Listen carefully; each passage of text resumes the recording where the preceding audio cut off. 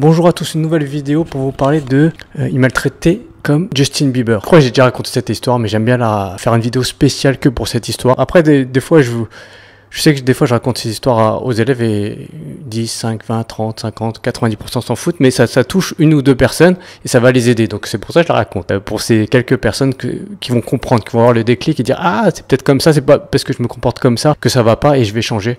C'est pour ces gens-là que je raconte cette histoire. Il y a quelques temps, il y avait un photographe qui a fait les photographes, qui était photographe pour bien sûr Justin Bieber, M. Pokora, Maître Gims, toute la tournée, tout ça. Il a vraiment travaillé avec des artistes reconnus qui ont vraiment beaucoup de succès.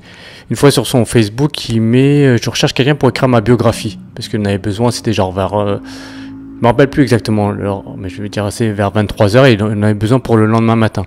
En fait, la biographie, il en avait juste besoin pour une expo photo dédiée à lui. Il voulait une biographie, mais il aurait pu l'écrire lui-même. Mais il voulait quand même quelque chose qui soit travaillé. Mais alors, je sais pas comment vous expliquer. Même si c'était pas payé, ça allait pas avoir un retour financier direct, mais quand même, il voulait aller au-delà de ce qui était demandé. Vous voyez déjà la mentalité.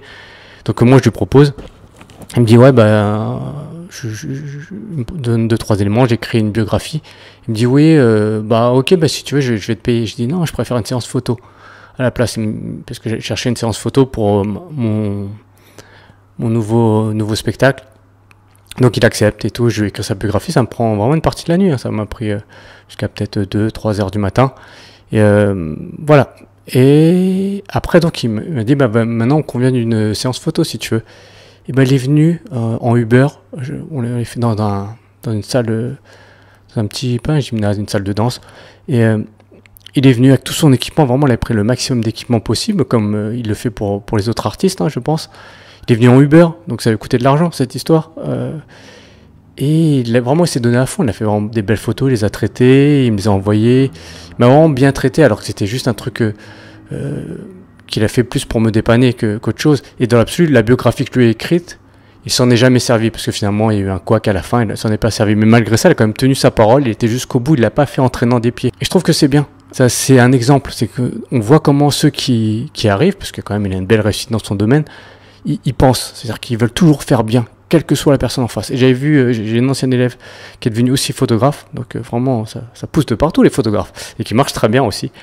Et elle faisait un truc sur sa story sur Instagram, et quelqu'un lui posait comment t'as fait pour arriver là où t'en es. Il me dit je néglige pas même les petits contrats, parce que petits contrats, ça amène d'autres contrats où le travail va être vu et ça va appeler d'autres choses. Faut pas négliger les petits contrats. Donc pour vous, pour le stand-up, même si vous pensez un tel, ces personnes, sûrement ces personnes, mais il faut que cérébralement, ça vous donne, je sais pas comment vous dire. Des fois sur des scènes ouvertes, des fois les gens ne font pas 100% d'efforts, ce qu'ils devraient faire, pour des raisons différentes ou variées. Ils considèrent cette scène, elle mérite pas qu'ils se donnent à 100%. Ou voilà, c'est pas le moment. Où ils jouent des choses qu'ils appellent des nouveautés, mais c'est pas vraiment des nouveautés, c'est des choses. Ils ont assemblé quelques idées le matin même et ils le jouent 2-3 heures après. Pour moi, c'est pas des nouveautés. Ils appellent ça des nouveautés, donc il faut appeler ça comme ça. Et donc ils y vont et c'est pas vraiment parfait, mais ils négligent qu'il y a d'autres personnes qui les voient. Il y a le public déjà qui s'est déplacé. Et des fois, même quand il y a 5-6 personnes, c'est déjà arrivé qu'il y avait 5-6 personnes, il y avait un producteur dans la salle qui cherchait des premières parties pour un grand artiste. Donc voilà, 5 personnes, vous ne savez pas qui c'est dans la salle.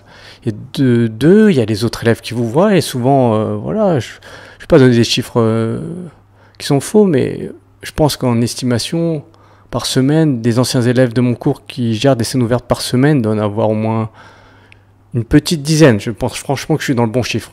Donc mécaniquement, quand vous jouez devant les autres élèves, vous allez jouer devant les futurs programmateurs des scènes ouvertes. Donc il faut faire bonne impression. Donc donnez-vous à fond et ça va payer. Et donc vous, même si vous n'êtes pas de mon cours, mon conseil c'est donnez-vous à fond. À chaque moment vous avez l'opportunité de vous exposer, donnez-vous à fond. Ne dites pas ça, il y a 3 spectateurs, il y a 10 spectateurs, ça vaut pas le coup que je me donne à fond ou ça, il n'y a pas d'enjeu, je sais pas, je crois que vous aimez bien faire des concours, tout ça. Mais c'est pas parce qu'il n'y a pas un concours que vous ne devez pas vous donner à fond. Je sais pas si le message est clair ou est-ce que vous devez vous donner à fond parce qu'il y a quelqu'un dans la salle qui peut changer votre vie. Et même si c'est pas, la personne ne va pas changer votre vie, vous devez vous donner à fond parce que c'est un muscle, vous voyez, de bien respecter les gens, de faire du bon travail parce que vous aimez faire du bon travail. J'espère que c'est clair. J'espère que vous avez aimé cette vidéo qui est un peu longue. Mais c'est pour vous expliquer un petit peu. Voilà, ne faites pas de hiérarchie, surtout à vos débuts. Hein, vous débutez. Donc commencez pas à faire de hiérarchie. Cette scène elle mérite que je fasse des efforts. Cette scène elle mérite pas que je fasse des efforts. Tout mérite que vous fassiez des efforts. J'espère que vous avez aimé cette vidéo. Vous allez mettre un petit pouce sur la vidéo. Et surtout, le plus important, vous abonner à ma chaîne YouTube. À très bientôt. Bye. Ciao.